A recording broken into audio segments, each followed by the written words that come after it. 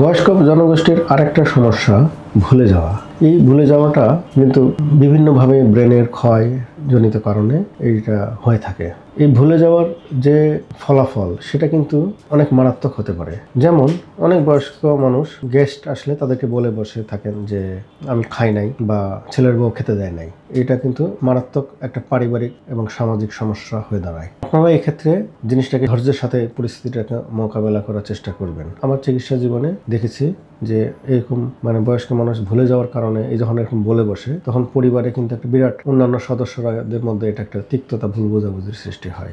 আর যে সমস্ত কারণে ভুলে যাওয়ার প্রবণতাটা আরো বেড়ে যায় সেটা তো আপনাকে অবশ্যই মনে রাখতে হবে। সেটা হলো এই যে বিভিন্ন ধরনের ঘুমের ওষুধ, ব্রেন ঠান্ডার ওষুধ যেগুলো বয়স্ক মানুষরা ব্যবহার করে, এগুলো কিন্তু তাদের ভুলে যাওয়ার প্রবণতাটাকে অনেক অংশে বাড়িয়ে দেয়। এগুলো যদি সম্ভব হয় পরিহার করার চেষ্টা করবেন। আর আরেকটা জিনিস হলো যেটা আমি বলেছি, শরীরে যে কোনো ধরনের অসুখ বিসুখ, সেটা ইনফেকশন হতে পারে, কাশি, জ্বর, তাতেও কিন্তু এই ধরনের ভুলে যাওয়ার প্রবণতা ঘটতে পারে। ফলে তারা যেটা করেন, অনেকে সন্দেহ প্রবণতা সৃষ্টি হয়। আবার এই ধরনের অসুখ বিসুখ ছাড়াও অনেক সময় পারিবারিক বিভিন্ন অশান্তি, দুশ্চিন্তা কারণে অনেকে কিন্তু মনোযোগ দিয়ে কথা শুনতে পারে না। যেহেতু মনোযোগ দিয়ে কথা শুনতে পারে না, সুতরাং কথা তো মনে রাখা এবং পরে সেটাকে আবার স্মরণ করাটা কিন্তু সম্ভব হয় না।